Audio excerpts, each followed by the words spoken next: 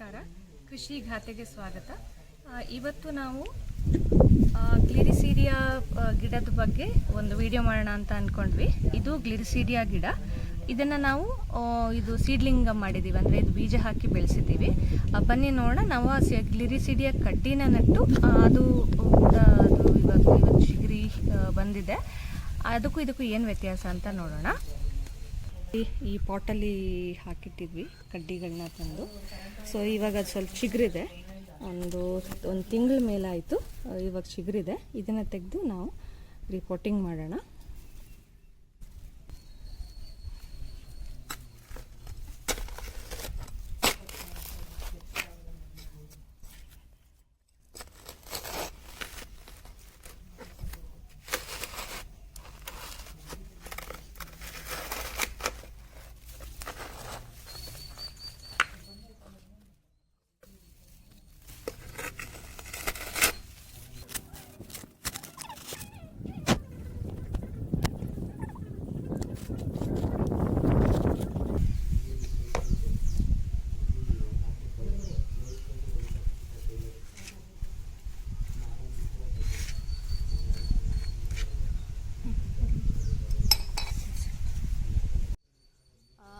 ನೀವು ನೋಡ್ತಾ ಇರ್ಬೋದು, ಇದು ಒಂದು 30 ಡೇಸ್ ಮೇಲಾಗಿದೆ.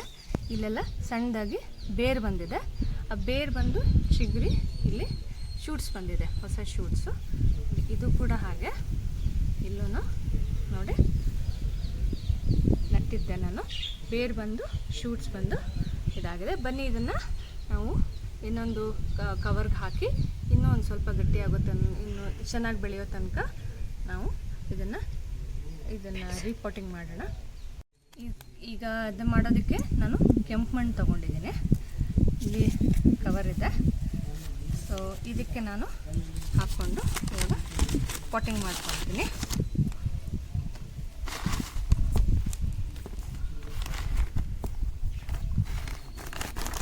ನೋಡಿ, ಅರ್ಧ ಮಣ್ಣು ಹಾಕ್ಕೊಂಡಿದ್ದೀನಿ. ಇವಾಗ ಇದನ್ನು ಬೇರು ಬಂದಿದೆ ನೋಡಿ, ಇದನ್ನು ನಾನು ಇದಕ್ಕೆ ಹಾಕ್ತಾಯಿದ್ದೀನಿ. ಇಟ್ಬಿಟ್ಟು ಇದಕ್ಕೆ ಮಣ್ಣು ಫಿಲ್ ಮಾಡ್ಕೊತೀನಿ.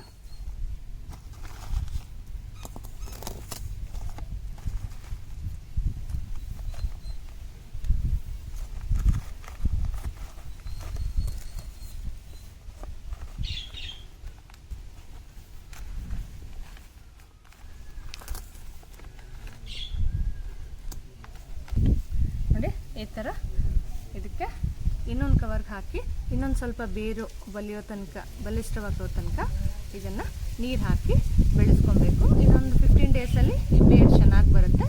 ಇದನ್ನ ಹೊರಗಡೆ ಈ ಮುಂಗಾರು ಮಳೆ ಬಿದ್ದಂಗೆ ನಟ್ಟರೆ ಇದು ಚೆನ್ನಾಗಿರುತ್ತೆ. ಗ್ಲಿರಿಸೀಡಿಯಾ ಒಂದು ಗೊಬ್ಬರದ ಗಿಡ ಆಗಿದೆ. ಹಾಗೆ ಇದನ್ನು ಬೇಲಿಯಾಗಿ ಕೂಡ ನಾವು ನಮಗೆ ಲೈವ್ ಫೆನ್ಸಿಂಗ್ ಏನು ಬೇಕಾಗುತ್ತಲ್ಲ ಅದಕ್ಕೆ ಕೂಡ ಇದನ್ನು ಬಳಸ್ಬೋದು. ಇದರಲ್ಲಿ ನಾವು ಗೊಬ್ಬರದ ಗಿಡ ಹೇಗೆ ಅಂತಂದರೆ, ಇದರಲ್ಲಿ NPK ಅಂದರೆ ಗಿಡಗಳಿಗೆ ಬೇಕಾದಂಥ ಸಾರಜನಕ, ರಂಜಕ ಮತ್ತು ಪೊಟ್ಯಾಶ್ ಎಲ್ಲವೂ ಈ ಒಂದು ಗಿಡದಲ್ಲಿ ಸಿಗುತ್ತೆ. ಇದನ್ನು ನಟ್ಕೊಂಡು ನಾವು ಒಂದು 5 ಅಡಿ ಎತ್ತರ ಬೆಳೆದ ಮೇಲೆ ಇದನ್ನು ಕಟ್ ಮಾಡಿ ನಾವು ಗಿಡಗಳಿಗೆ ಹಾಕ್ಬೋದು. ಇದನ್ನು ಕುರಿ ಮತ್ತು ದನಗಳಿಗೆ ಮೇವಾಗಿ ಕೂಡ ಬಳಸ್ತಾರೆ. ಈ ವಿಡಿಯೋ ನಿಮ್ಗೆ ಇಷ್ಟ ಆಗಿದ್ರೆ ಲೈಕ್ ಮಾಡಿ, ಶೇರ್ ಮಾಡಿ ಮತ್ತು ಸಬ್ಸ್ಕ್ರೈಬ್ ಮಾಡಿ. ಬೆಲ್ ಐಕಾನ್ ಪ್ರೆಸ್ ಮಾಡೋದು ಮರಿಬೇಡಿ. ಮುಂದಿನ ಎಲ್ಲ ವಿಡಿಯೋಗಳ ನೋಟಿಫಿಕೇಶನ್ ನಿಮಗೆ ಸಿಗುತ್ತೆ.